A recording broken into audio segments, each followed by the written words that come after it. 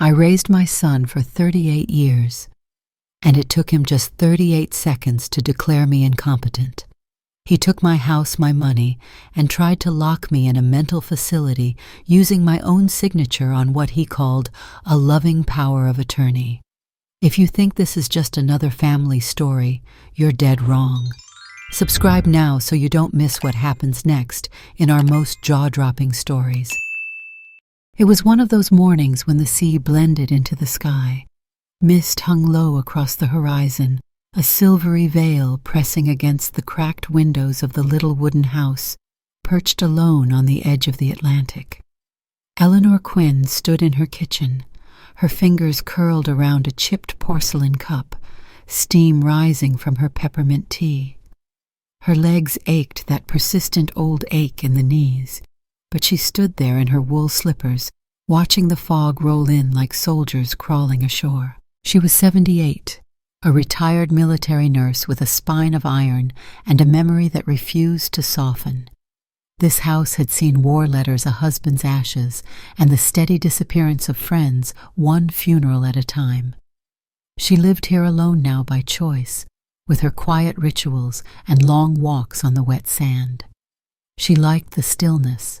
The silence didn't frighten her. It was the noise of people that had begun to feel foreign. But something was different that morning.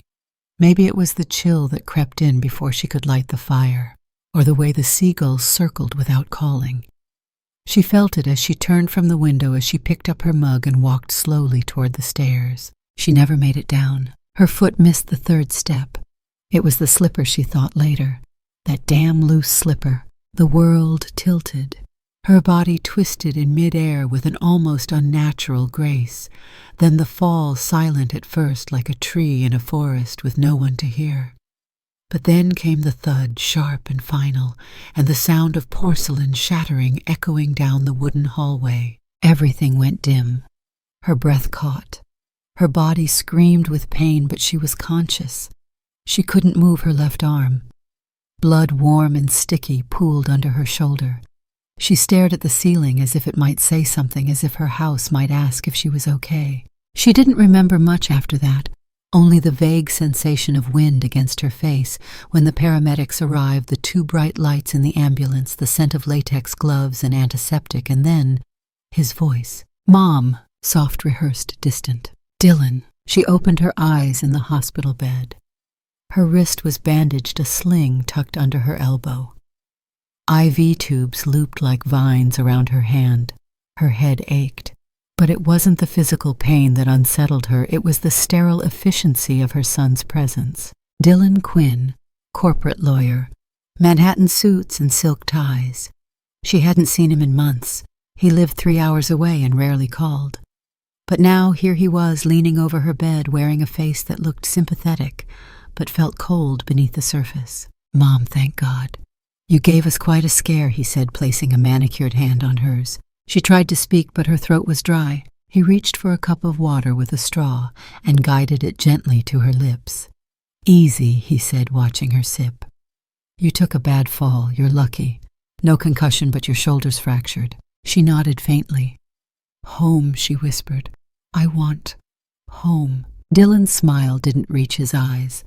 "That's what we need to talk about, Mom." He sat in the visitor's chair, legs crossed like he was back in court. "Look, I know how much the house means to you, but this isn't safe anymore. That place, it's remote. You live alone. If that paramedic hadn't been on call nearby, I was fine," she said, though her voice was thin, fading. "No, you weren't." He leaned forward, hands clasped. "This was a warning. Next time it could be worse, and I can't always be there to help." Eleanor looked at him. "You're never there." His expression twitched just for a second, but then reset to polished compassion. "I want what's best for you. There's a great place, Silver Pines. It's quiet, professional, near the coast. You'll be safe, and you'll have people around. No more cold nights alone." She turned her face away. "I have my house, and we'll sell it," he said gently. "It's too much for you now. Let me take care of everything. I'll manage the money. We'll set up a medical fund in your name, pay for private care. You'll have everything you need." His words floated around her, soft and persuasive, but each one felt like a thread pulling her away from the life she'd stitched together for decades. Still, she was weak and tired, and the pain in her shoulder was rising again like a tide. "We just need your signature," he said, producing a packet of documents from his briefcase. "You don't have to read everything now. I'll explain as we go." She stared at the paper's pages thick with legal language. Her eyes blurred. "Trust me, Mom," he said, placing a pen gently in her good hand. "It's time to let someone help you for once." Her hand hovered above the page. Her whole body felt foreign. The painkillers dulled her thoughts. She didn't remember signing, but when she looked down, the ink was already there. Her name, in her own shaky script. "Good," Dylan said, standing up and tucking the papers back into his bag. "You rest now. I'll handle everything." He kissed her forehead like a child soothing an old doll and walked out the door without another glance. She lay there, eyes open, the sharp scent of disinfectant filling her nostrils. Outside the window, the fog still hadn't lifted. Something in her chest whispered that something had just been taken from her, and she hadn't even had the strength to stop it. The last thing she saw before drifting off was the reflection of herself in the polished edge of the IV stand, tired, pale, and for the first time in her life, unarmed. The transfer happened on a Thursday morning.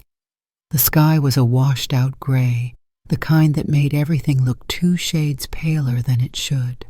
A private transport van pulled into the gravel driveway of Silver Pines Assisted Living, a building that looked from a distance like a boutique hotel, manicured hedges, pale stucco walls, and rows of identical windows that seemed to peer out like watchful eyes. Eleanor Quinn sat rigid in the back seat, wrapped in a navy coat she hadn't worn in years.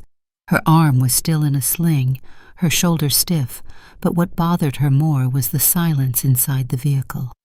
The driver had tried to make small talk about the weather, about how Silver Pines is the best in the county, but she hadn't answered. She just stared ahead, counting the seconds until the engine stopped. And then it did. 2 staff members greeted her, one young woman with dimples and overly chipper tone, and a middle-aged man with a clipboard who introduced himself as Matthew, the community coordinator. "Welcome to your new home, Ms. Quinn," he said with a practiced smile. "We're here to make the transition as comfortable as possible." She didn't answer. Her legs moved because they had to, not because she wanted them to. She followed Matthew down the entrance hall, past oil paintings of meadows and calming waterfalls, past a group of elderly women sitting in armchairs by the fireplace, not speaking, just staring at the same muted TV screen. Everything smelled like antiseptic and lemon polish. The air was warm, too warm, like a waiting room with no exit. Her new room, room 207, was clean and neat. Pale blue walls, a twin bed with crisp sheets, a small writing desk by the window, and a single drawer labeled with her name. The window overlooked a distant line of pine trees, but beyond them was the ocean. She could smell it faintly under the chemicals and polished floors, a long, narrow line of salt and memory. "We serve breakfast at 7:30, Matthew was saying. "Lunch at noon, dinner at 5. There's a schedule for activities: bingo, bridge club, chair yoga. You'll find it on your nightstand." She didn't respond. Instead, she walked to the window and stared out as if something out there might anchor her. Matthew lingered for a second, then took the hint. "We're glad you're here, Miss Quinn," he said gently. "Really." When he left, she didn't unpack. She sat on the edge of the bed, staring at the door. She could still feel the thrum of the van engine in her spine. Her body was tired, but her mind was wide awake, running its fingers across each surface of this new place like a blind woman reading Braille. Something wasn't right. Or maybe everything was too right. Hours passed. Lunch was served on plastic trays in a spotless dining hall where no one spoke above a whisper. Eleanor picked at her mashed potatoes, pushing peas into a line. The woman across from her smiled politely but said nothing. In fact, no one seemed to really speak here, just murmurs, a few repetitive questions, the clink of cutlery on plate. After lunch, she wandered. She passed the library, a small room with perfectly alphabetized shelves and plastic flowers in vases. The recreation room had a piano no one played. A woman was knitting something that didn't appear to be anything at all. Eventually, Eleanor found herself in the long glass hallway that faced the ocean. There were cushioned benches lining the windows. She sat down on one, her sling resting gently on her lap, and stared out at the sea. It was strange, this place, clean, orderly, safe, but there was something else, something underneath it all. An absence, a sterile stillness that wasn't peace, it was vacancy. It reminded her of post-op recovery rooms where patients didn't speak, where lives paused between stitches and the next complication. She felt it now, the sense of being paused. That's when she first saw him, an old man with thick white eyebrows and a newspaper folded tightly in his lap. He was sitting 2 benches down from her, wearing a brown cardigan and khaki pants. His shoes were polished, but scuffed at the heels. A thick pair of glasses rested low on his nose as he read an actual paper newspaper, the Boston Globe, dated that morning. His name was embroidered on the breast of his cardigan, Marvin. He didn't look at her, not at first, but he cleared his throat softly in a deliberate way that said, "I know you're there." She said nothing, neither did he. A minute passed, 2. "Then you're the new one," he muttered without looking up. Eleanor turned her head slightly. "And you're the welcoming committee." He smirked, a dry, wry smile without humor. "Only if you count being ignored as a form of greeting." She gave a small exhale of breath, not quite a laugh, but close. He finally looked up, his eyes dark, surprisingly clear. "Name?" "Eleanor." "Marvin," he replied. "Room 203, you?" 207. 2 doors away, he said. "That's practically neighbors." She nodded, then looked back out the window. The tide was pulling back now, long veins of foam left on the sand. He folded his paper. "You don't seem like the yoga and mahjong type. Not unless they've added trauma suturing to the schedule." His eyebrow lifted. "Military, Navy nurse, Vietnam and First Gulf." He whistled low. "Figures." "Figures what?" "That you don't belong here." She turned to him. There was a flicker of surprise in her face. "You don't either." "Of course I do," he said, leaning back. "Old cranky knees that squeak when I stand. I fit the brochure perfectly. But not in here." He tapped his temple. "In here I still know things." She narrowed her eyes. "What kind of things?" He shrugged. "The way staff rotate. The locked drawer at reception. The way that kid they call Brandon logs every medication time, even when the resident says no one showed. The fact that this place hasn't had a fire drill in 10 months. And how most of the residents here didn't actually choose to be here." Eleanor was quiet. "That include you?" he asked. "I fell," she said simply. "Right," Marvin replied, adjusting his glasses. "And your son said it was too dangerous for you to be alone, didn't he?" Her silence was answer enough. "That's the line Marvin said. Too dangerous, too isolated, too fragile. And before you know it, they've got power of attorney control of your estate, and you're eating pudding at 5 o'clock with strangers." Eleanor stared at him, her fingers curled around the edge of the bench. "That's an awfully cynical take." "It's not cynical if it's true." She didn't want to believe him. But there was something in the way he said it, like a man who'd once trusted someone and learned the hard way not to again. "What did you do before?" she asked, more to test him than anything else. He leaned back. "Auditor. Bank fraud. 38 years. I used to find loopholes in billion-dollar transactions. Now I play checkers with a man who thinks I'm his brother." She paused. "So what are you doing here?" "I had a stroke last year. Minor. My daughter panicked. Sold my apartment while I was in recovery. Signed the dotted lines while I was still on morphine.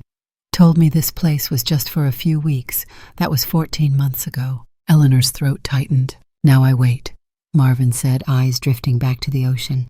"And I watch." "For what?" He turned his head to her again. "People like you." She wanted to ask more, but something inside her warned not to push. He stood up carefully, wincing as his knees straightened. "You want a piece of advice?" he asked, pausing. She nodded. "Don't trust the people who smile too much," he said, "and always watch the staff's shoes.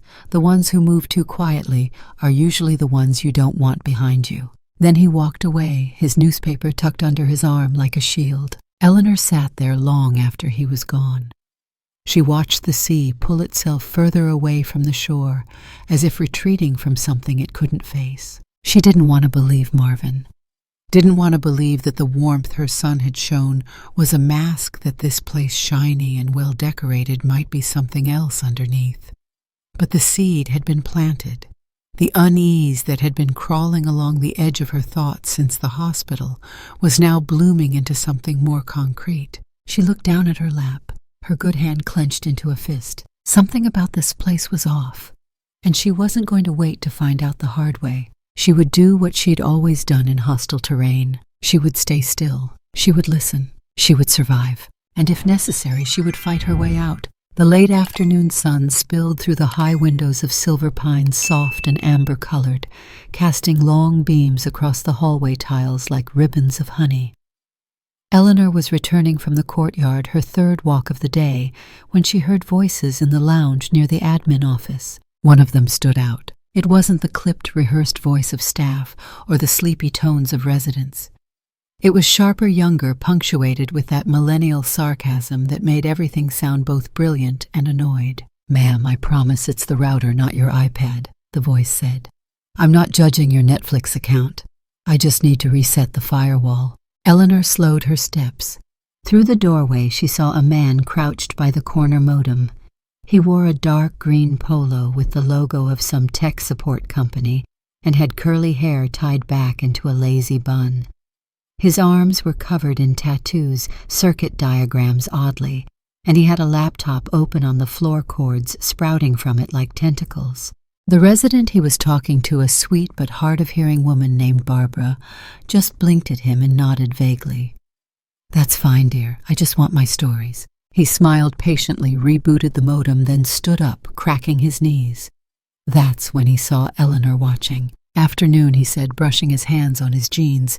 "Wi-Fi's being a brat again." Eleanor nodded. "It's not the first time." He chuckled. "I've noticed. Honestly, your hallway has stronger signal than my apartment." She looked him over. Young, maybe early 30s, sharp eyes, not staff contractor, clearly. "You with the company?" she asked. "Yup. SteelNet Tech, local IT vendor. I'm Benji." "Eleanor Quinn, room 207. He extended a hand and she shook it carefully because of her shoulder. "Eleanor Quinn," he repeated slowly. Then his brow furrowed. Wait. Navy nurse, Vietnam. Her expression hardened with reflex. "Who's asking?" "No, sorry," he said quickly, raising his hands. "Not creepy, I promise. I think you treated my mom." She blinked. He stepped back, grinning now. "Benji Sarno. My mom's name was Angela Sarno. She was a field communications operator. She served 2 tours, got shot in 71 abdomen wound infection, almost died. You wrote her letters while she recovered. Her favorite nurse." Eleanor's lips parted. "Angela Sarno," she whispered, like opening a file in the back of her brain.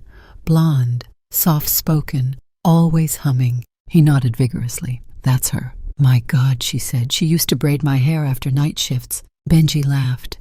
"She talked about you until the day she passed. Said you were the reason she didn't give up during rehab. You wrote poetry on her IV labels." Eleanor let out a breath she hadn't realized she'd been holding. "She made it back home." "Yeah. Got married, had me. Died of cancer 5 years ago, but she made it out." They stood in silence for a moment, time bridging decades, like it was nothing more than 2 hands shaking. Benji's phone buzzed and he glanced at it. "Sorry, I've got 10 minutes before my next stop. Want to sit?" "Sure." They found a pair of chairs near the hallway window overlooking the distant pine trees. The sea beyond shimmered faintly. Eleanor watched him fiddle with his laptop, running a diagnostic on the internal network, judging by the lines of code scrolling down. "I didn't expect to meet anyone from the outside here," she said. He chuckled. "I don't usually get to talk to war legends, so we're even." She smiled, then watched his fingers dance over the keyboard. "You're good with that thing." "Years of obsession," he said, "and a mom who hated when I broke the VCR as a kid." Eleanor paused, then asked carefully, "Do you ever see things, on the job, I mean? Stuff that doesn't add up?" Benji raised an eyebrow. "Define stuff." "I don't know. Data, names on files, people listed where they shouldn't be." His gaze sharpened, but he didn't speak. She softened her tone. "Humor me." He hesitated, then nodded. "All the time, actually. Especially in places like this. People think old folks don't ask questions. Sometimes I see file access logs that make no sense. Hidden email chains, redirected alerts." She turned slightly toward him. What about financial stuff? He frowned. Like what? Like someone else's name on your banking profile, control of accounts, redirection of mail. Benji thought for a moment. That usually comes from power of attorney, but that's supposed to be clean, transparent. Eleanor nodded slowly. And if someone's name appeared before yours on a property or account? He squinted at her. That's weird. Usually the owner comes first. If you're a secondary, your authority's limited. Her jaw tightened. So if my son's name is listed before mine on a house I bought in 1978, that's not standard. Benji's brows rose. Not unless you signed a transfer. I signed something, she muttered, after the fall, in the hospital, but I didn't read it. Benji looked at her, his expression turning serious. That could be anything. If you were medicated. I was. Painkillers. My shoulder was broken. He ran a hand through his hair. Look, I'm not a lawyer, but I've seen enough shady POAs to know that a lot of them rely on confusion and timing. People sign things when they're scared, distracted. Eleanor clenched her fists. Benji hesitated, then said, There's a shared access system here. I don't usually poke around in private files, HIPAA and all, but I've seen some access logs. There's a listing from last week. Your name was attached to a document involving a transfer of medical directive. I thought it was odd. Was Dylan listed on it? Yeah, Benji replied. His name showed up first. You were second. She said nothing. Her face turned cold. I didn't dig further, he added. Didn't seem like my place. No, she said. You were right not to. But the fire had already caught. The suspicion that had begun with Marvin, with the empty hallways, with the unspoken rules. It now had weight. Names, documents, dates. Eleanor stood slowly. Her body moved carefully, still weak, still healing, but her mind was now on high alert. Thank you, Benji, she said. He stood as well. For what? For confirming I'm not crazy. He smiled sheepishly. You don't need me for that, Miss Quinn. She gave him a long look. You know where to find me. He nodded. She added, If you ever see my name again on anything, it's your place. Understood. Benji met her eyes. Understood. And just like that, they parted. Eleanor walked slowly down the hallway, her sling pressing against her ribs. The ache in her shoulder now felt like a warning bell, something that told every time she stepped further into the unknown. She passed a nurse on the way back to her room. The nurse smiled, bright, professional, but Eleanor didn't smile back, because now she knew something was happening behind those closed doors, and Dylan was at the center of it. The rain had come in overnight light at first, then steady as if the sky was too exhausted to hold back. In the dim morning light, Eleanor sat near the window in the reading lounge, watching the droplets race each other down the glass. Her shoulder throbbed in rhythm with her thoughts. She hadn't slept well. Dylan's name haunted her. So did the memory of that thin pen in her hand, the cold sheets of hospital paper she'd signed without reading, and the revelation from Benji that she might no longer be the legal owner of her own life. She heard a familiar, slow shuffle on the polished floor. Mind if I join? Came Marvin's voice, low and gravelly. She glanced over. His cardigan was buttoned unevenly. His left hand clutched a coffee cup, steam curling upward. Have a seat, she said. He eased himself into the armchair beside her with the caution of old bones. You look like someone who's seen through a wall. Eleanor let out a faint breath. More like someone who's beginning to realize the walls are made of paper. Marvin nodded, took a sip of his coffee, then leaned closer. I was wondering when you'd start putting the pieces together. She looked at him sharply. What pieces? Marvin's eyes glinted with a quiet urgency. You ever notice how the head doctor and your son talk, not casually, privately, back patio, Tuesdays, like clockwork? Eleanor turned toward him. Dylan was here. On a Tuesday, twice that I know of, early afternoon. He comes in through the staff entrance. No formal visit logged at reception. Why are you watching all this? Marvin cracked a wry smile. Because I've got nothing else to do, and because old auditors never stop counting. He dug into the side pocket of his cardigan and pulled out a small folded notepad. I've been keeping track. Dates, times, who meets who, even the brands of shoes they wear. Eleanor's eyebrows lifted. You'd be surprised what shoes can tell you about a man, he muttered. He flipped through the pad and handed it to her. Neat slanted handwriting. Dr. Rhodes, 2:17 p.m., Tuesday. Met DQ out back. 10 minutes. No staff present. Again 2 weeks later. Longer meeting. 15 minutes. Eleanor stared at the initials. Why didn't you tell me sooner, she asked. Didn't want to stir up ghosts if there weren't any, he said.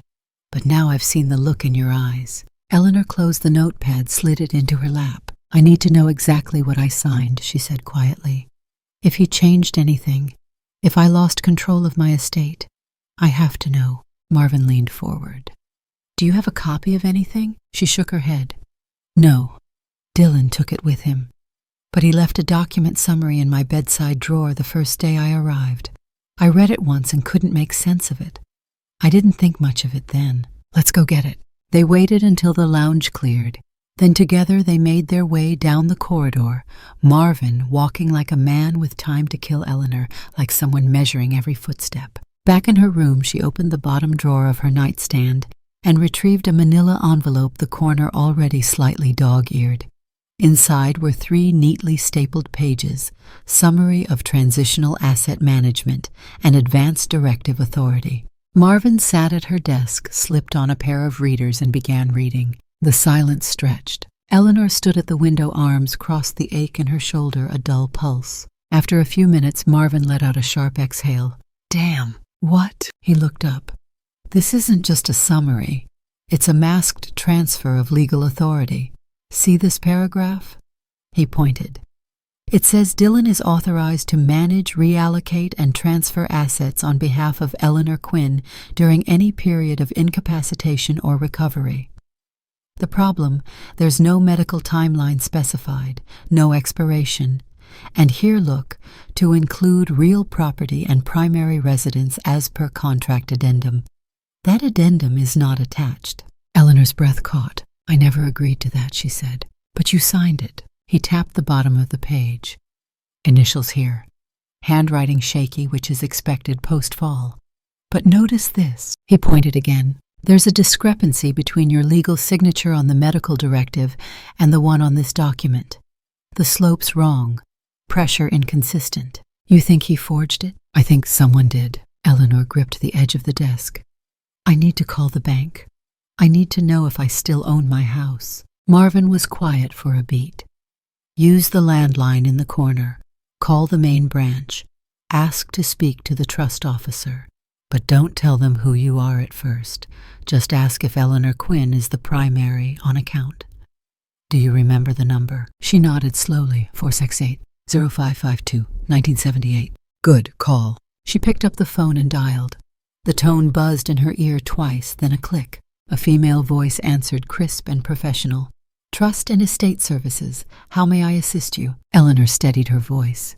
Yes, I'd like to inquire about the name order on an active trust account number ending in 1978. May I ask your name? Eleanor hesitated. I am calling on behalf of a client. I need to confirm who is listed as the legal authority on the account. 1 moment, please. There was a pause, muffled typing. Then the account's legal representative is listed as Dylan Quinn. Power of attorney granted. The client is secondary. Eleanor went still. Her hand tightened on the receiver. I'm sorry, she said carefully. Can you confirm the date of that designation? Certainly. 1 moment. It was registered on the 14th of September. Filed through electronic authorization submitted by legal representative on record. Eleanor's mouth went dry. That was 2 days after her fall, while she was still recovering in the hospital. Thank you, she said, and hung up before her voice cracked. She turned toward Marvin. Well, he asked. Dylan's listed as legal representative. I'm secondary. Marvin swore under his breath. That's illegal without proof of diminished capacity. He submitted it electronically. I probably never saw the full form. Marvin stood slowly. They're trying to box you in. It starts with access, then paperwork. Then comes the narrative. She's getting confused. She's not herself.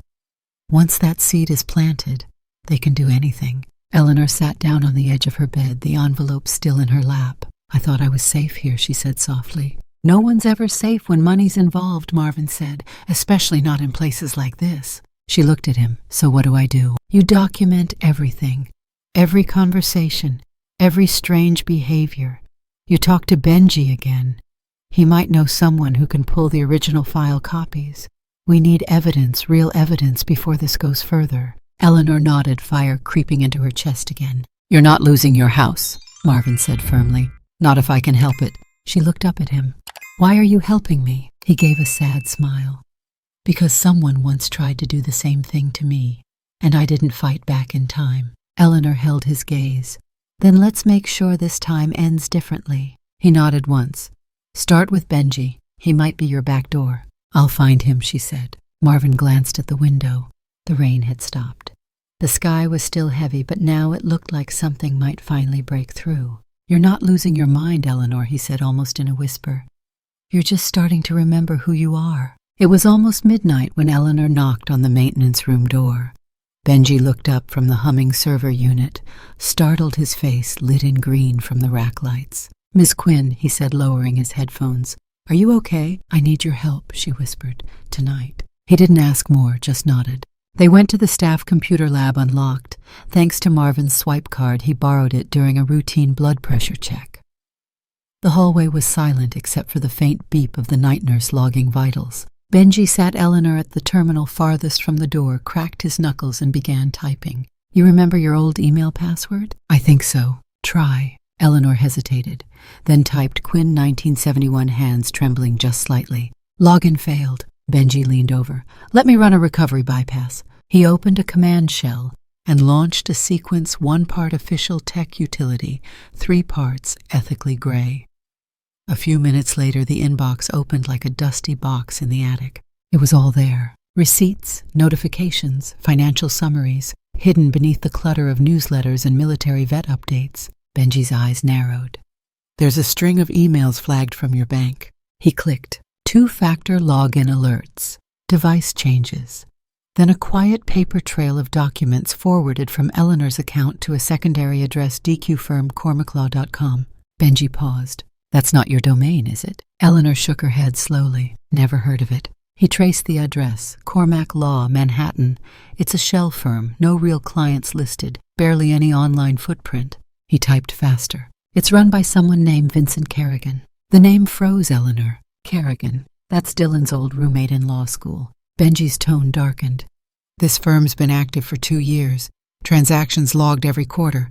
Nothing suspicious, unless you count all of them being exactly 9099999 every time." Eleanor blinked. "Why that number?" "Because 10 grand triggers federal reporting." He opened another file. "Wait, this is a scanned authorization. Look." On screen was a digital signature authorization form allegedly signed by Eleanor, granting full financial power to Dylan Quinn for post-recovery reallocation. Her name was misspelled. "Eleanor." "That's not how I spell it," she said coldly. Benji leaned back. "They're sloppy, smart enough to hide, but arrogant." She took a breath, sharp and steady. "I need to know where the money's going." He opened a ledger trace.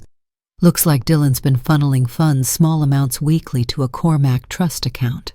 Recent uptick in transfers. But this line, he just scheduled a bulk transfer. Next week, 90% of the total portfolio." Eleanor's chest tightened. "How much?" Benji hesitated. "Almost 400,000. Her vision blurred for a moment. She gripped the desk. "He's stealing it," she said, "before I can fight." Benji opened another folder.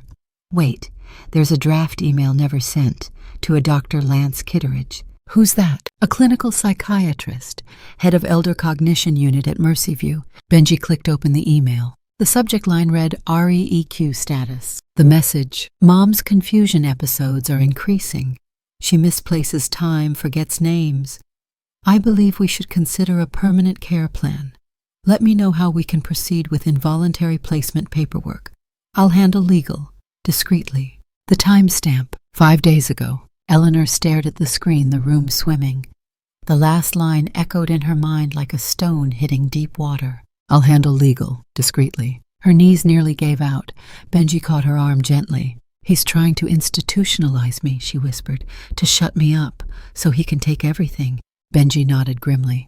"We've got proof, more than enough." "Is it admissible?" He shook his head. "Not yet. Most of this is privileged data you shouldn't have access to. We need to get copies the right way, through a lawyer, a good one." "I can't afford a lawyer now." Benji opened another window. "Then maybe I can buy you time." He tapped the keys. I'll plant a ghost access log, make it look like Dylan's credentials pinged the system from 2 locations at once. Trigger a fraud alert on the firm's end. The bank will stall the transfer. Eleanor looked at him, stunned. Can you really do that? He gave her a wry smile.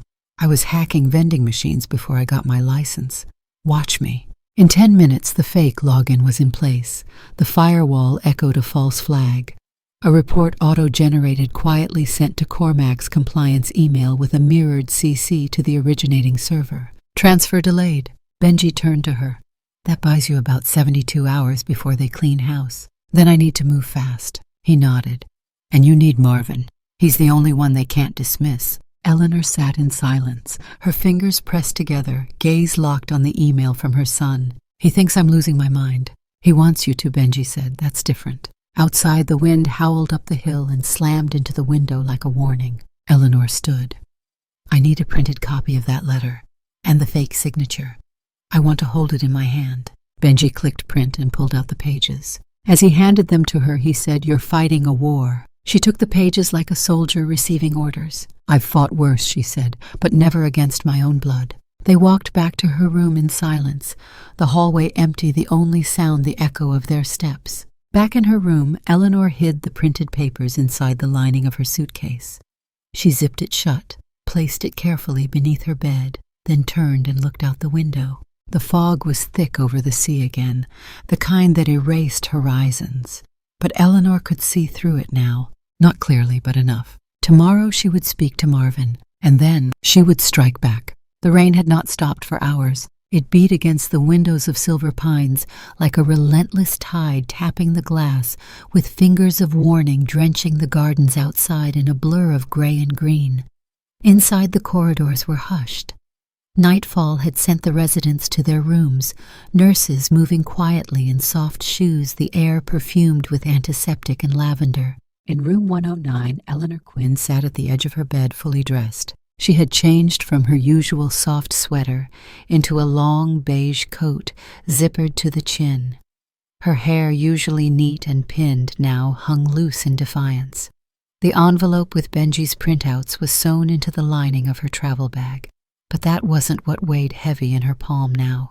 It was a small battered leather notebook. Here Marvin had said an hour earlier, slipping it to her beneath a napkin during dinner. Everything you and I found. My notes, too, just in case we don't leave together. She hadn't asked what he meant by that. The old man had been slow that evening. His hands trembled slightly, eyes cloudy but aware. But in that moment he had looked more like a soldier than she ever had. It made her chest tighten. Eleanor stood. From beneath the bed she pulled out the small overnight bag. One change of clothes, some protein bars, the burner phone Benji had left taped beneath her nightstand. No charger, no ID. They couldn't afford traces. She looked around the room one last time. The photo on her dresser, herself and Dylan at age 12, standing in front of their old house, his hand resting shyly on her shoulder. A frozen boy in a world that hadn't failed him yet. Eleanor turned the photo face down. The hallway was quiet as she stepped out. Marvin was waiting at the end by the emergency exit near the laundry chute. He held a folded rain poncho in one hand, a nurse's keycard in the other. You sure you want to do this? He asked. Eleanor looked at him, her eyes dry as stone. I'm not dying in a building where my son signs away my life over tea and email. Marvin gave her a solemn nod. He pushed open the door slowly. It creaked, but didn't trigger the alarm. Benji had handled that. Rewired the control panel so the fire test mode kept it silent for exactly 5 minutes, just enough for 2 old fugitives to slip out into the rain. The first step outside was jarring. Cold slapped Eleanor across the face, the kind of cold that made you forget you were ever old. The rain poured like sheets, the parking lot reflecting the orange glow of the street lamp in waves. Marvin led her down a side path past the generator housing to a utility shed where a rusted Subaru waited, engine humming low. Belongs to my niece, he said, handing her a wet key. She owes me. Eleanor got into the passenger seat. Marvin climbed behind the wheel, started coughing, wiped the fog off the windshield. The wipers creaked to life. She glanced at him. You sure you can drive in this? He didn't answer, just hit the gas. They pulled out of the grounds, turning down the service road, tires spinning on the soaked asphalt. No one saw them leave. No alarm sounded, but something had already shifted. Eleanor didn't feel like a victim anymore. She wasn't the frail woman with the walker and paper slippers. Not tonight. Tonight she was Eleanor Quinn, war nurse, mother, wronged. And she was running. They drove in silence for 20 minutes. The rain never let up, smearing the windshield into a watery blur. Marvin drove like a man with only one task left in life. "Where are we going?" Eleanor asked. "I got us a place outside town. Old cabin. No cell service, no neighbors. Belongs to a friend who died last year. Still off the radar." Eleanor nodded. She held the burner phone in her lap. It buzzed. A text message. "Benji. Alarm disabled. You're in the clear. We'll wipe logs at dawn. Good luck." She showed Marvin. He grunted. "Kid's good." The road narrowed. Trees leaned in like spectators. Mud splashed the undercarriage. The car dipped and groaned as they passed through a wooded back path that looked barely legal. They finally reached the cabin an hour later. It was barely visible, half swallowed by vines and shadow. A single light bulb flickered to life when Marvin flipped the fuse. Eleanor stepped inside. It smelled of pine dust and survival. There was no bed, only a cot. No kitchen, only a portable burner and a kettle. But to Eleanor it was freedom. She peeled off the coat, her shirt underneath clinging to her back. Marvin sat on a stool, rubbing his knees. "They'll come looking," he said. "Let them," she replied. He looked at her. "You're different now." "I remembered who I am," she said. They sat in silence. Then Marvin pointed to the notebook. "That book holds everything you'll need. But it's no use unless someone believes you." "They will," Eleanor said, "because I'm not going back until they do." He smiled faintly. "You're not running, are you?" She shook her head. "I'm preparing." Rain pounded the metal roof. Thunder rolled in the distance. But inside that tiny cabin in that impossible hour, Eleanor Quinn didn't feel old or afraid or broken. She felt awake, and somewhere in the distance beyond the storm, beyond the courtrooms, beyond her son's betrayal, was the woman she had always been, waiting to reclaim her name. The rain had lifted by dawn, but the sky stayed the color of bruises. Eleanor sat in the passenger seat of Marvin's borrowed Subaru, staring at a modest brownstone on the quiet end of Fulton Street. The street was still slick from the night before, but the city was slowly coming back to life, coffee carts rattling, open dogs barking behind apartment gates. She hadn't spoken in 10 minutes. Marvin glanced at her. "You sure about this?" Eleanor inhaled long and steady. "Claire Medina. That's the name Benji pulled up. She used to work with Dylan on a medical malpractice case, one of the few he didn't bury under non-disclosure agreements." Marvin shifted the car into park. "I'll wait around the corner. Signal if anything goes wrong." Eleanor stepped out. The steps creaked under her boots. She knocked 3 times firm, but not desperate. A few seconds later, the door opened halfway. A woman in her 40s with a head of short, coiled hair and wary eyes peered out. "Yes, Claire Medina." "Yes, who's asking?" "My name is Eleanor Quinn. I believe you used to work with my son Dylan." That name made Claire's shoulders tighten just a bit. "I'm not in touch with him anymore," she said flatly. "I'm not either," Eleanor replied. "And I don't intend to be. May I come in? It's important." Claire hesitated. Then something in Eleanor's voice, steel wrapped in something raw, moved her to unlatch the chain. The living room was filled with open case files, a half-eaten bagel, and the smell of real coffee. Claire waved her toward the couch. Eleanor sat. She unzipped her coat, reached into the lining, and handed over the folder. "What's this?" Claire asked, flipping it open. "A map of betrayal," Eleanor said. "And your next case?" Claire scanned the pages. The fake power of attorney, the wire transfers, the emails between Dylan and the psychiatrist. Her fingers moved faster with each sheet. She paused on one. "Cormac Law," she said aloud. "I've heard that name." "It's a laundering shell," Eleanor said. "Used to drain my savings under the guise of care. But that's just theft dressed in family ties." Claire looked up, eyes sharp now. "What do you want?" Eleanor leaned forward. "I want to take him to court. Not quietly, not with settlements or letters of apology. I want a judge to hear what he did. I want the world to know, and I want my house back." Claire sat back, nodding slowly. "You understand this won't be quick or easy. You'll be on record. They'll paint you as senile, bitter, unstable." "I've been called worse," Eleanor said. Claire considered. "We'll need to file in civil court first. allegation of fraudulent control over assets, misrepresentation, elder exploitation, maybe even a conspiracy to commit medical detainment. She dropped the folder onto the table. But I'll need your full testimony. All of it. No omissions. Eleanor nodded. I've written everything down. Timeline quotes even his cologne brand if it helps.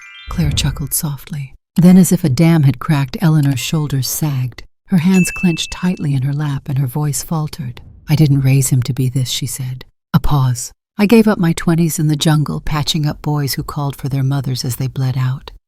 I used to wonder what if that were my son on the table, and now... Her voice broke. Claire remained still. She didn't interrupt. Eleanor breathed in, composed herself, and wiped the corner of one eye. I'm not crying out of weakness, she said. I'm crying because I remember who I was, and I refuse to let a man who shares my blood erase that. Claire looked at her, something shifting in her posture, respect perhaps, or recognition. Then we file, she said. I'll take your case, pro bono, and I'll bring everything I've got. Eleanor reached across the coffee table and took her hand. Thank you. Claire smiled faintly. Don't thank me yet. This war is just beginning. Eleanor stood. No. It began the day I let him speak over me in my own life. Today, I speak back.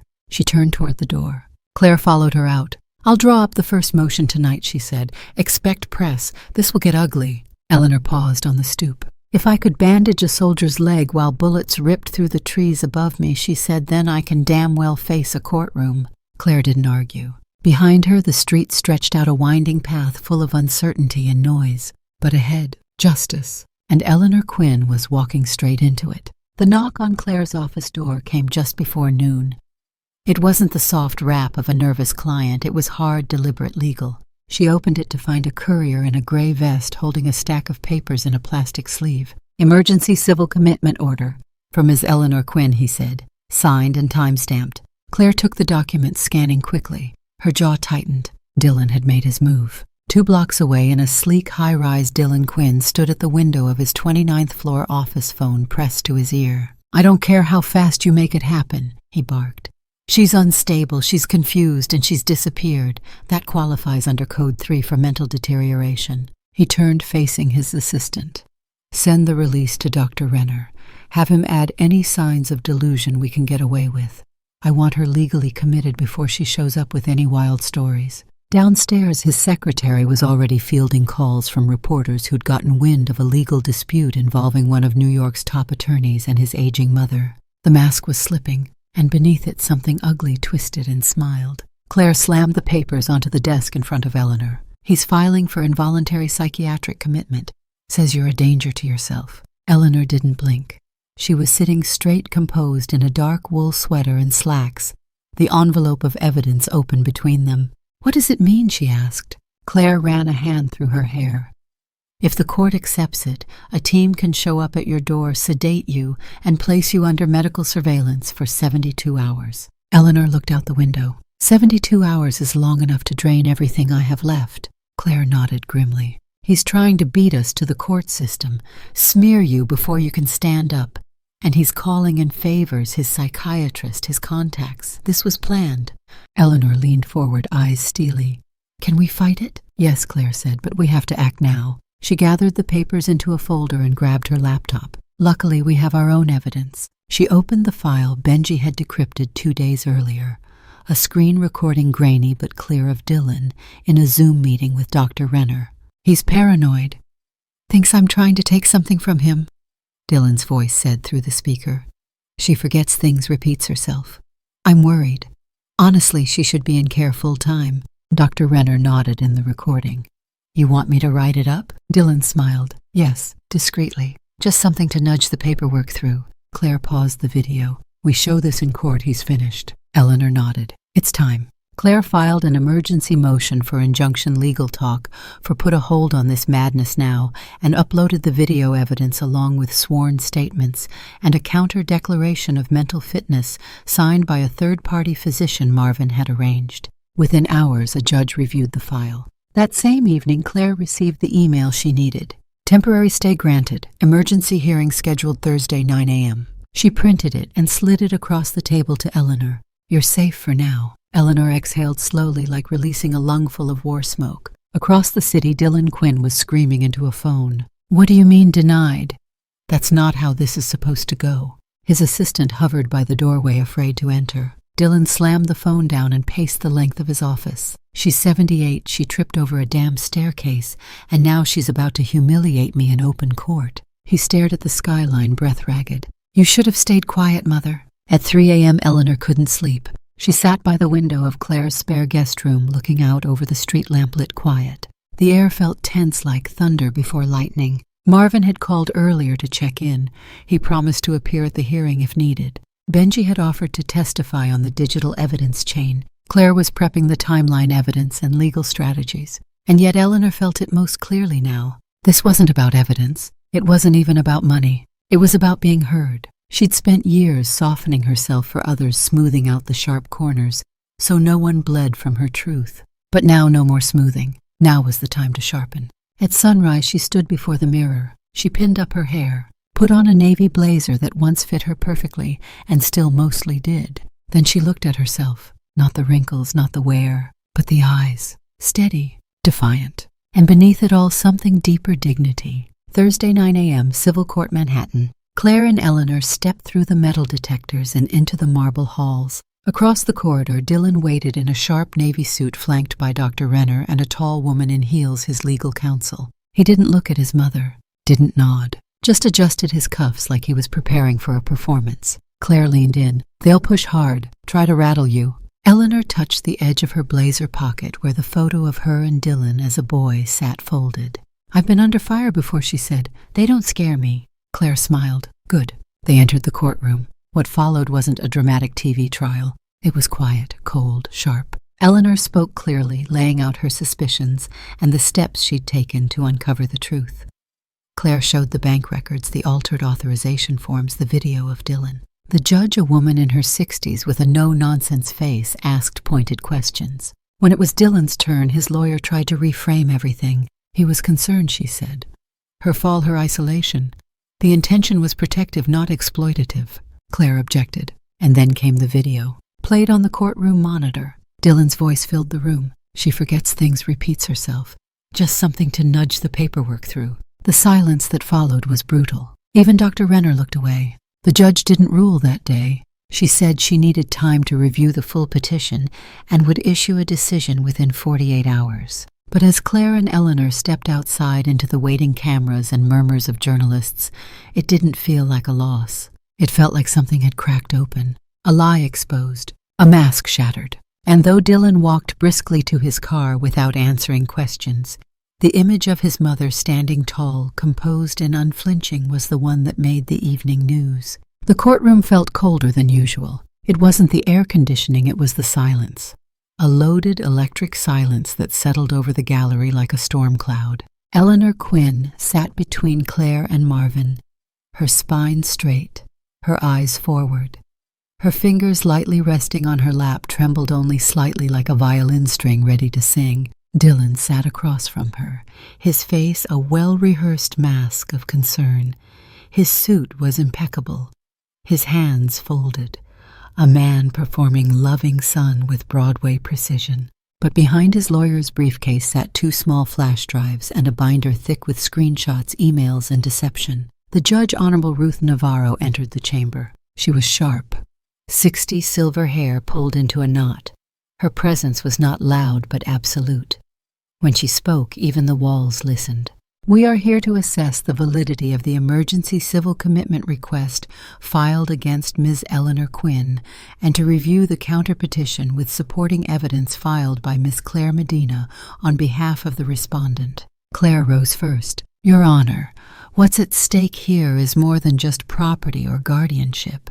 It's dignity, it's agency. We intend to demonstrate that the commitment request was not only unfounded but malicious." Dylan's lawyer countered. "We believe Ms. Quinn is suffering from cognitive decline. There is ample concern from her family supported by recordings and observed behavior that suggests confusion, paranoia, and delusional thinking." Dylan gave a mournful nod as if every lie was a wound he bore for her sake. The first piece of evidence was played. It was a video clearly edited of Eleanor searching through her drawers, muttering to herself. "They took it. Where did he put it? No, no, no. Out of context, it sounded unstable, but Eleanor didn't flinch. Claire stood. We moved to strike this video. It's incomplete, lacks metadata, and was extracted from a private home camera without the subject's consent. Judge Navarro narrowed her eyes. Objection noted. Let's hear from the respondent. Claire turned. Miss Quinn, would you like to speak for yourself? Eleanor rose. She didn't bring notes. She didn't bring anger. She brought truth. My name is Eleanor Quinn. I am 78 years old. I was a nurse in the U.S. Army during the Cambodian campaign. I have performed surgery in tents under sniper fire. I have comforted dying men whose names I never knew. I raised one son mostly alone, and I am proud of the values I tried to give him. She paused, looked toward Dylan. I believed that loving someone meant giving them everything. But there comes a day when you must stop handing over your power simply because someone shares your name. She turned to the judge. I am not delusional. I am not senile. I am angry, and I am awake. Claire stepped forward. If it pleases the court, I now call Mr. Benji Morales to the stand. Benji entered fresh in a pressed shirt, visibly nervous but determined. I work in IT systems and digital security. Miss Quinn once saved my mother's life when I was a baby. I recently helped her access old emails and found records that indicated unauthorized changes to her banking structure. He held up printouts. Her name was moved beneath her son's on a revocable trust. That's not a clerical error. That's fraud. Claire nodded. And who authorized that change? Benji looked at Dylan, not her. She wasn't even informed. Next came Marvin. He walked to the stand, slowly cane tapping like a ticking metronome. I used to audit banking protocols for the FDIC. I know forged authorizations when I see them. The one bearing Miss Quinn's name. It uses an outdated format she would never have signed. The notary listed isn't real. Claire followed up. And in your opinion, was Miss Quinn legally sound when she asked you to examine this? Sharp as a nail, Marvin said. Sharper than the ones I used to hammer into crooked banks. Laughter rippled softly through the gallery. Then Claire brought out the recording. Dylan's voice smug and casual, talking to Dr. Renner. She forgets things, repeats herself. I'm worried. Just something to nudge the paperwork through. When the clip ended, the silence was louder than any reaction. Dylan's lawyer asked for a recess. Judge Navarro declined. I've heard enough, she said. She turned to Dylan. Mr. Quinn, you filed this petition under oath. You used your position, your access, and your influence to paint a narrative of instability. But the evidence submitted today does not reflect a concerned son. It reflects a calculated attempt to isolate, discredit, and defraud. She turned to Eleanor. Ms. Quinn, your petition for nullification of guardianship is granted. The emergency commitment request is dismissed with prejudice. Then the judge did something unexpected. She paused, and for a long moment she simply looked at Eleanor. Not at the war medals in her file, not the evidence, but the woman. Old, yes, weathered, but not broken. A mountain doesn't break because the wind is loud. Ms. Quinn, Judge Navarro said. Thank you for reminding this courtroom what strength looks like. Eleanor nodded, voice quiet. Thank you, Your Honor. Claire placed a hand on her back as she sat. And Dylan, he didn't speak. He didn't protest. He simply stared at the floor, jaw clenched, mask shattered. For once in his life, silence was the loudest thing he had. Outside, the wind had picked up again. Eleanor stepped into the sun, blinking up at the sky. For the first time in months, it didn't feel like the world was pressing down on her chest. Reporters clustered, mics raised. Miss Quinn. Will you press criminal charges? Miss Quinn. Do you believe your son will retaliate? She didn't answer those. She looked to Claire, to Marvin, to Benji, all standing beside her. Then back at the cameras. There are worse things than getting old, she said. One of them is letting others decide when your voice stops mattering. She walked away. And the city, loud, distracted, unforgiving, paused just a little. For a woman who sharpened her silence and made it speak. The courtroom was larger this time. No longer a closed hearing. This was open, public, televised. Reporters sat in the back row. Spectators lined the walls. The local news vans were parked outside like vultures circling a battlefield. And in the middle of it all, Eleanor Quinn. She sat in the plaintiff's chair, upright, alert, calm. A navy blue blazer, simple pearls, and a look in her eyes that said, I did not come here to lose. Across the room, Dylan Quinn sat with his defense counsel. The suit was more expensive, the haircut sharper, but the mask he wore weeks ago no longer fit. His hands fidgeted, jaw clenched, as if his body knew something his ego wouldn't admit. The judge again, Honorable Ruth Navarro, called the court to order. This civil proceeding concerns allegations of elder financial abuse fraud and unlawful attempt of psychiatric coercion brought by Miss Eleanor Quinn against Mr. Dylan Quinn. Let it be known, this matter has passed preliminary review and has been accepted for full trial with admissible evidence presented. The courtroom buzzed. Claire stood, her voice steady. Your Honor, today, we will show that Mr. Dylan Quinn knowingly manipulated his mother's finances, falsified legal documents, and orchestrated a mental health narrative to gain total control of her estate. It is a betrayal that goes beyond morality. It is criminal in nature. Dylan's lawyer objected. These are emotional arguments. My client acted out of care and concern for a parent in cognitive decline. No theft occurred. No commitment happened. Judge Navarro waved it off. We'll let the evidence speak. And so it did. Claire presented the sequence like a symphony emails between Dylan and Dr. Renner texts, with the bank contact at Bright North forged notary signatures transfer records to the shadow shell company Cormac Law. Benji was brought back to testify again. Then Marvin. Then the bank's own internal compliance officer who confirmed the inconsistencies Claire uncovered. Then Eleanor took the stand. She was sworn in. She didn't flinch. Claire asked gently, Miss Quinn, why did you file this lawsuit? Eleanor looked at Dylan and then at the jury. Because I was told my life no longer belonged to me, and I disagreed. Laughter, shock, silence. She continued, I've lived through wars. I've held dying men and helped birth new lives. I know what it means to be needed. But for the first time in my life, I wasn't treated like a person. I was treated like property. Her eyes flicked back to Dylan. By my own son. There was no rage in her voice, only truth sharpened to a knife's edge. Dylan's lawyer cross-examined. Miss Quinn, are you aware that your son has no prior convictions, that he has supported you for years? Eleanor didn't blink. Support ends where manipulation begins. The lawyer tried again. Did you or did you not sign the trust document placing Dylan in legal control? I signed a paper I didn't understand.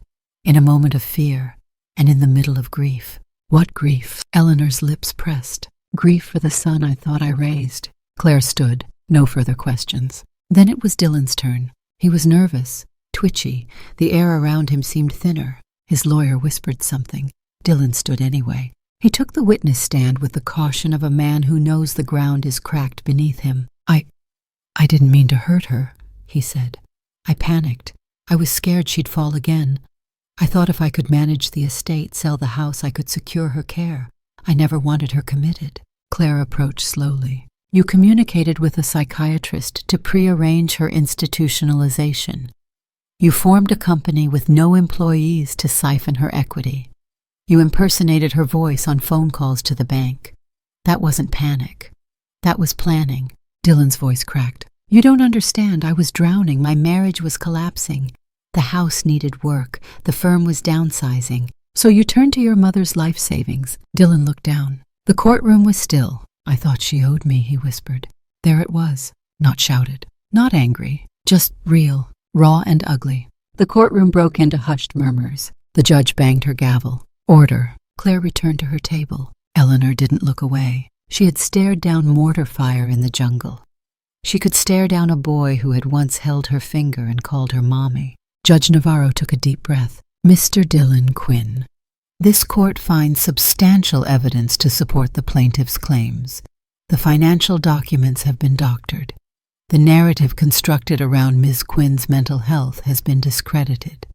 You have breached the legal and ethical duties owed to a parent. She paused. For that, the court orders the following restitution of all funds removed from the Eleanor Quinn estate.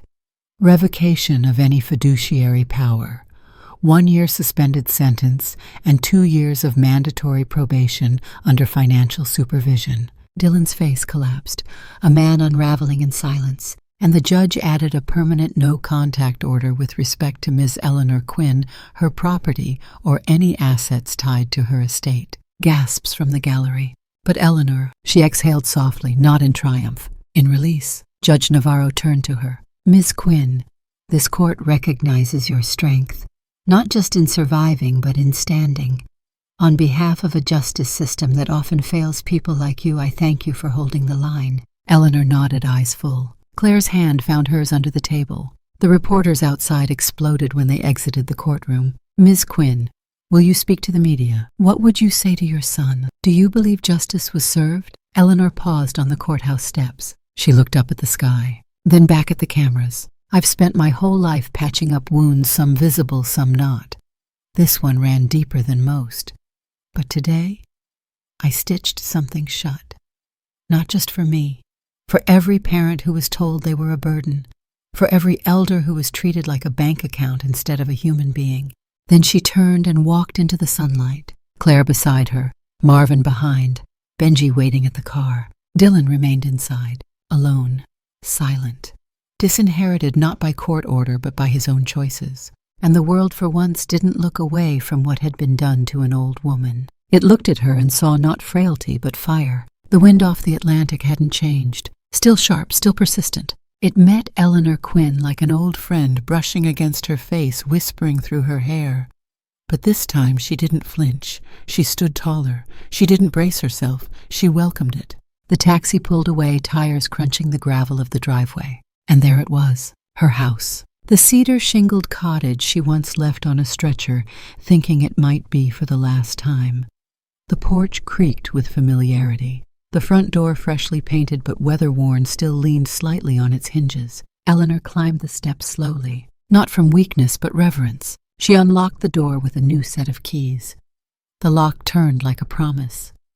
When she stepped inside, sunlight broke through the salt-dusted windows and cast long golden streaks across the wooden floor. Home. She breathed it in. Every speck of dust, every echo of years lived here. But something was different. This time the silence didn't feel like abandonment. It felt like possibility. 2 weeks later, a handwritten sign went up on the gate. Free first aid classes, Saturdays at 10 a.m. for anyone with a heart and 2 hands. The first Saturday, 5 people showed up. Claire came first, bringing store-bought muffins she claimed were homemade. Marvin followed, grumbling about the stairs but refusing help. Benji arrived with 2 laptops and a folding whiteboard. Then there were 2 older women from the neighborhood, Gloria and Ruth, both recently widowed, both curious. Eleanor welcomed them in with tea cookies and a lesson plan that hadn't been used since 1983. She taught like she had during her nurse training days, direct, no nonsense, full of stories. How do you know when to apply pressure? Gloria asked. When the bleeding won't listen, Eleanor replied. Benji chuckled. You could write a book. I already did. It's just never been on paper. Marvin raised a brow. Then maybe now's the time. The house became alive again, not with noise but with purpose. Every Saturday more people joined. A young EMT in training, a high schooler needing community service hours, a grandmother who had once passed out during a CPR class but wanted to try again. Eleanor became more than a teacher. She became center, a nucleus of something unexpected, a community. One afternoon after class had wrapped, Eleanor sat on the porch with Claire. The ocean was loud that day. The waves had opinions. Claire sipped coffee. You know, you could move, get something newer, less creaky. Eleanor looked at the horizon. I've had enough new things pretending to be safe. I'll take old things that never lied to me. Claire smiled. There was a moment of quiet. Then Claire asked, Do you ever think about him? It wasn't accusatory, just honest. Eleanor didn't answer right away. I think about the boy I raised, the one who had a scraped knee and cried when he saw me hurt. Not the man in court. I don't know that man. You don't have to forgive him, Claire said gently. I know, Eleanor replied, but I do have to outlive what he tried to do to me. Claire reached for her hand, held it. You already did. That night, Eleanor walked alone along the beach behind her home. The moon was thin, the tide low. She carried no flashlight. She didn't need one. She knew the terrain, the softness of the sand near the dunes, the jagged stones beneath the tide line. At the far end of the beach, she paused. This was the place Dylan used to build driftwood forts. He'd sit for hours imagining enemies to defend against. Eleanor knelt down, picked up a piece of driftwood and placed it upright in the sand. Not as a marker, but as a boundary. This far, she whispered to the wind, and no further. Then she stood and walked home. Spring came. The house grew noisy. Not with chaos, but with breath. People came not only for CPR classes now, They came for conversation, for cookies, for stories. Marvin started a Thursday memoir circle. Benji installed a digital sign-up sheet on Eleanor's porch so she wouldn't have to keep rewriting things. Claire brought 2 interns from her law office to meet the woman who taught me how to be brave without a courtroom. Eleanor didn't call it healing. She called it continuing. On the anniversary of the trial, someone left a bouquet on her doorstep. No card. She knew it wasn't from Dylan, but she also knew she didn't need to know who it was from. It was enough to be remembered without being owed. That evening, Eleanor stood at the window and watched the sun go down. Orange spilled across the water. She lit a small oil lamp in the living room, more ritual than necessity. And as the flame danced, she said aloud, though no one else was there, "You thought you took my voice, Dylan, but all you did was give me an audience." Eleanor's house now framed with a small sign at the front, Quinn First Aid and Community Room. A teenage girl is shown practicing compressions on a CPR dummy. Eleanor walks by, adjusts her hand position.